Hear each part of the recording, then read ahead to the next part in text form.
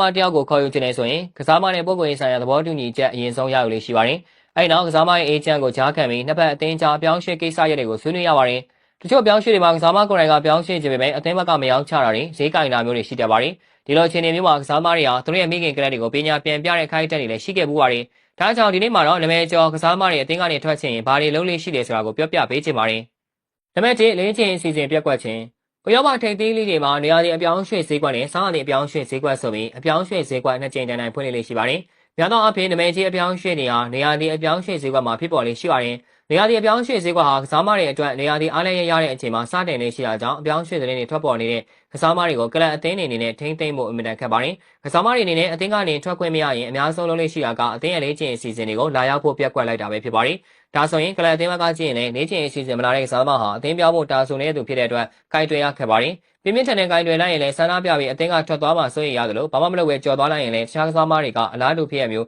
ကျိုးလွန်လာတဲ့အခါဖြည့်ရှင်းရခက်ပါတယ်။အသင်းပြောင်းခွင့်မရလို့လေ့ကျင့်အစီအစဉ်ပြက်ကွက်ဖို့တဲ့ကစားမကိုသိရင်ပြည်သက်ကြီးကကွန်မန့်မှာပြောပေးခဲ့လို့ရပါတယ်။နံပါတ်2အေဂျင့်နဲ့မီဒီယာဒီနေ့ခေတ်မှာကစားမတွေကအေဂျင့်တွေအသုံးပြုပြီးတော့အသင်းပြောင်းခွင့်တောင်းတာလေလာစာတွန်းတောင်းတာတွေကိုပြုလုပ်ကြပါတယ်။ရက်ွက်စကားနဲ့ပြောရမယ်ဆိုရင်တော့ကစားမတွေဟာအေဂျင့်တွေကိုလူမိုင်ငှားလိုက်တဲ့သဘောမျိုးပါပဲ။သူတို့ဖြစ်စေခြင်းတဲ့ကိစ္စရပ်တွေဒါမှမဟုတ်အေဂျင့်တွေဖြစ်စေခြင်းတဲ့ကိစ္စရပ်တွေဆိုရင်ကစားမတွေဟာမီဒီယာတွေပေါ်ကနေတဆင့်အေဂျင့်တွေကိုပြောဆိုခိုင်းတာဖြစ်ပါတယ်။ဒီလိုကိစ္စမျိုးကိုလုပ်ခဲ့မှုတဲ့သူကတော့နာမည်ကြီးအေဂျင့်တူဖြစ်တဲ့ Raiola ပဲဖြစ်ပါတယ်။ဒါကြောင့်လေ Sir Ferguson က Raiola နဲ့အလုပ်တွဲလုပ်ဖို့ညှင်းဆန်ခဲ့ပြီး Raiola ကိုငွေမဲ့တဲ့အကောင်ဆိုပြီးတော့ဆွဆွဲပြောဆိုခဲ့တာဖြစ်ပါတယ်။မှန်ရပြောမယ်ဆိုရင်ပေါ်ပေါ်ကိစ္စနဲ့ပတ်သက်ပြီး Raiola အကြောင်း United နဲ့ကစားမအကြောင်းမှာပြဿနာလေးအတော်ဖြစ်ခဲ့ရပါသေးတယ်။နံပါတ်3အထင်းမဲ့နှစ်ခွာရှိတဲ့အင်တာဗျူးမှာကစားမတယောက်ဟာအသင်းပြောင်းချင်တာပဲဖြစ်ဖြစ်အသင်းပြောင်းမှုသတင်းထွက်နေတာပဲဖြစ်ဖြစ်အဲ့လိုအခြေအနေမျိုးမှာမီဒီယာတွေနဲ့သတင်းတောက်တွေကကစားမတွေစီကနေသတင်းနိုင်လေးရှိပါတယ်။အဲ့လိုအခြေအနေမျိုးမှာတချို့ကစားမတွေဟာအထိပ္ပယ်နှမျိုးတက်ရောက်စေတဲ့အင်တာဗျူးမျိုးကိုဖြေဆိုလေးရှိပါတယ်။ဒါမှမဟုတ်သူတို့နဲ့ရင်းနှီးတဲ့ကစားသမားတွေတငယ်ချင်းတွေထံကနေသတင်းနှင်တာမျိုးတွေလုပ်တတ်ပါတယ်။ဥပမာပြောရမယ်ဆိုရင်အင်တာဗျူးကနေမတင်မကျပြောတာအသင်းကနေထွက်တော့မဲ့ပုံစံမျိုးပြောတာမျိုးတွေပါ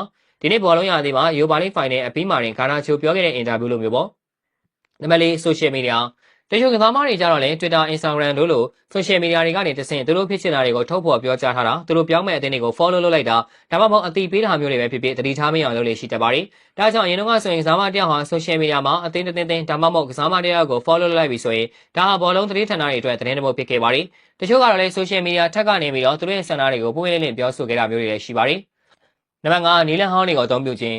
အိုးဘတ်ကိုဆိုတဲ့အတိုင်းတချို့နီလန်တွေကဟောင်းနေပေမဲ့ရွှေလိုတန်ဖိုးရှိနေစေဖြစ်ပါတယ်။အဲ့ဒီကနေလန်တစ်ခုကတော့အသင်းရဲ့နီးပြဒါမှမဟုတ်နီးပြရဲ့နီးစနစ်ဒါမှမဟုတ်အသင်းပိုင်ရှင်ရဲ့လုပ်ရက်တွေပေါ်မှာဝေဖန်လိုက်တာပဲဖြစ်ပါတယ်။ချဲစီသင်းရဲ့နီးပြဟောင်းကော့စတာဟာလန်ဒန်ကလပ်မှာရှိနေစဉ်တုန်းကကွန်ဒီရဲ့နီးစနစ်တွေကိုဝေဖန်ခဲ့ပူးပါတယ်။ဒါကြောင့်လည်းသူဟာအဲ့ဒီနှစ်ခရစ်စမတ်ကာလမှာလိုင်းအောက်ခံခဲ့ရပါတယ်။အဲ့နောက်ကွန်ဒီဟာကော့စတာကိုအသင်းမှာမလို့မရှိတော့ကြောင်းတမ်းမက်စစ်တောင်ပို့ပေးခဲ့ပါတယ်။ကော့စတာကလည်းဂီမဆိုင်ပဲအက်တလီကိုမက်ဒရစ်ကိုပြောင်းရွှေ့ခွင့်ပေးပေပြီးသူ့ကိုထိုင်ရိုက်မယ်ဆိုရင်ဘရာဇီးမှာပဲတနည်းနေလိုက်တော့မယ်လို့ပြန်ပြောခဲ့ပါတယ်။အဆုံးသတ်မှာတော့ကော့စတာဟာအက်တလီကိုမက်ဒရစ်ကစားမှဖြစ်လာခဲ့ပါတယ်။ဟုတ်ကဲ့ပါဗျာဗီဒီယိုလေးကတော့ပါပဲနောက်နေ့မှာလည်းအားကစားနဲ့ပတ်သက်တဲ့သတင်းအကြောင်းတွေကိုတင်ဆက်ပေးတော့မှာဖြစ်တာကြောင့်ကျွန်တော်ရဲ့ page ကို like and follow လုပ်ပြီးဒီဗီဒီယိုလေးကိုလည်း share ပေးကြပါအောင်လို့ပြောရင်းနဲ့ညီကုန်းချုပ်လိုက်ရပါတယ်ခင်ဗျာ။